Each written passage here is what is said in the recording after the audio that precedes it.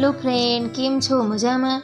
NJ home કિચનમાં આપનું સ્વાગત છે। તો આજે આપણે બનાવશું ડ્રાયફ્રૂટ શ્રીખંડ। તમારામાંથી ઘણાએ ઘરે શ્રીખંડ બનાવવાનો પ્રયત્ન કર્યો હશે અને તમારી ફરિયાદ હશે કે ઘરે બહાર જેવો શ્રીખંડ નથી બનતો, પરંતુ જો તમે આ રેસીપીથી શ્રીખંડ બનાવશો તો એકદમ બહાર જેવો સ્વાદિષ્ટ અને સ્મૂથ શ્રીખંડ બનશે। તો ચાલો આપણે શ્રીખંડ બનાવવાની રેસીપી સ્ટાર્ટ કરીએ।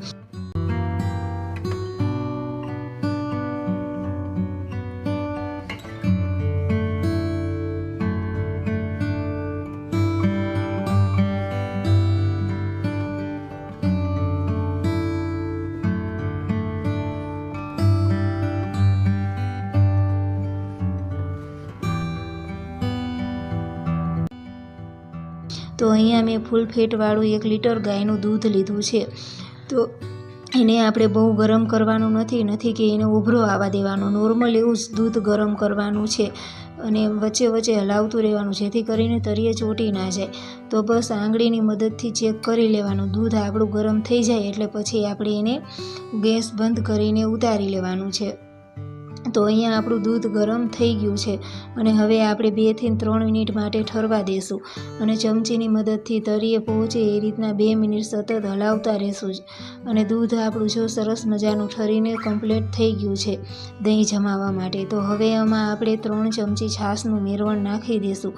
તમે અહીંયા કને ખાટું દહીં પણ લઈ શકો છો, મેં અહીંયા કને ખાટી છાશ લીધી છે। દૂધ અને છાશને હવે આપણે મિક્સ કરી દીધું છે। તો આને હવે આપણે 4 થી 5 કલાક માટે મૂકી દઈશું જેથી કરીને આપણું દહીં સરસ મજાનું જામીને કમ્પ્લીટ થઈ જશે।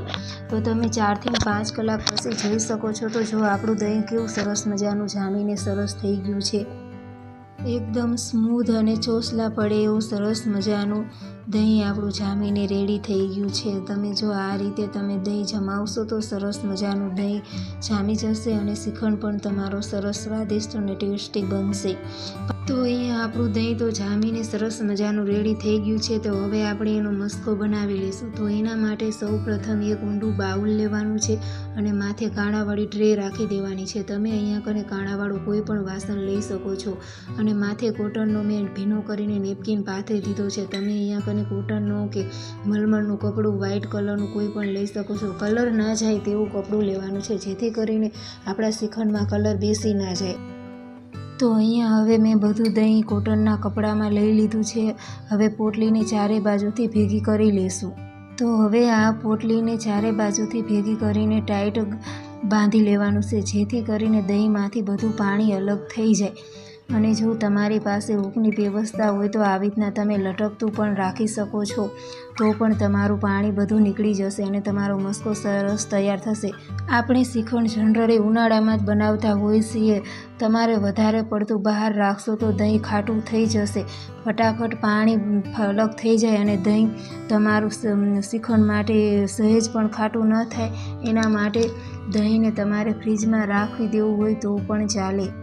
તો આ રીતે એક બાઉલ અને ટ્રેની માથે ડીશ અથવા તો ભારે વસ્તુ કોઈ પણ રાખી દેશું। મેં અહીંયા કને ખાંડણી રાખી દીધી છે અને 4 થી 5 કલાક માટે ફ્રીજમાં રાખી દેવાનું છે। તો અહીંયા કને હું ડ્રાયફ્રૂટ શ્રીખંડ બનાવવાની છું એટલા માટે મેં અહીંયા કને કાજુ, બદામ, પિસ્તા અને 2 થી 3 ચમચી તૂટી ફૂટી લીધી છે। કાજુના 10 થી 12 નંગ લીધા, બદામના પણ 10 થી 12 નંગ અને પિસ્તાના પણ 10 થી 12 નંગ લીધા છે। તો એ બધાને હવે આપણે કટિંગ કરી લેવાના છે। તો અહીંયા કને કાજુ, બદામ, પિસ્તા કટિંગ થઈ ગયા છે ને। તો અહીં 4 થી 5 કલાક થઈ ગઈ છે। તો આપણું મસ્કો આપણે ચેક કરી લેશું। તો જો તમે જોઈ શકો છો કે જરા થોડું પણ પાણી એમાંથી નીકળતું નથી। તો આપણો મસ્કો સરસ મજાનો રેડી થઈ ગયો છે। તો એકદમ સરસ કણીદાર અને બજાર જેવો જ સરસ મજાનું પનીર કેમ હોય તેવો સરસ આપણો મસ્કો તૈયાર થઈ ગયો છે। તો હવે આપણે એને એક બાઉલમાં લઈ લેશું અને એને 2 થી 3 મિનિટ ચમચીની મદદથી ફેટી લેવાનું છે જેથી કરીને સરસ છૂટું પડી જાય મસ્કો।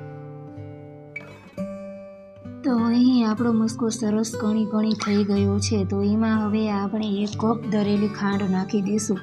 તમે તમે અહીંયા ચમચીનું માપ કરીને નાખો તો 8થી 10 ચમચી લેવાની છે, અથવા તો તમારા સ્વાદ પ્રમાણે પ્લસ માઇનસ કરી શકો છો.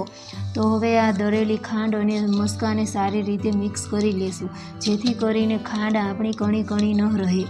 અથવા તો તમે ઘઉં ચાળવાની ચાળણી આવે તેની મદદથી પણ દળેલી ખાંડ અને મસ્કાને સારી રીતે મિક્સ કરી શકો છો, પણ હું અહીંયા કને ચમચીની મદદથી બંનેને મિક્સ કરું છું. તો આ રીતે તમારે 2 મિનિટ સતત મિક્સ કરતું રહેવાનું છે, જે કે જ્યાં લગી આપણી દળેલી ખાંડ અને મસ્કો બંને સરસ મિક્સ ના થઈ જાય ત્યાં સુધી.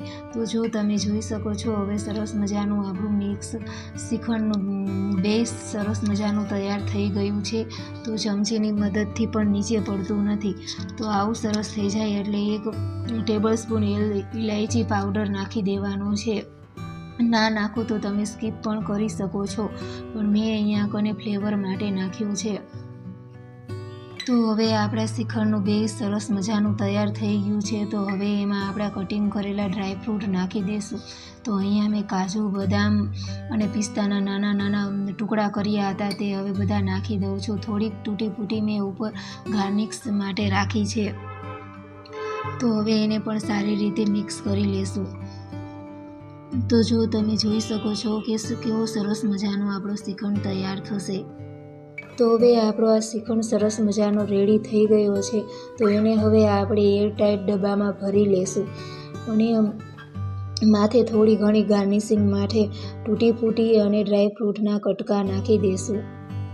તો હવે તમે જોઈ શકો છો તો આપણો શ્રીખંડ સરસ મજાનો રેડી થઈ ગયો છે. તો આને આપણે ઠંડો પૂરી અને રોટલી સાથે સર્વ કરી શકીએ છીએ. તમને જો મારી આ રેસીપી પસંદ આવી હોય તો લાઇક, શેર અને સબસ્ક્રાઈબ કરજો.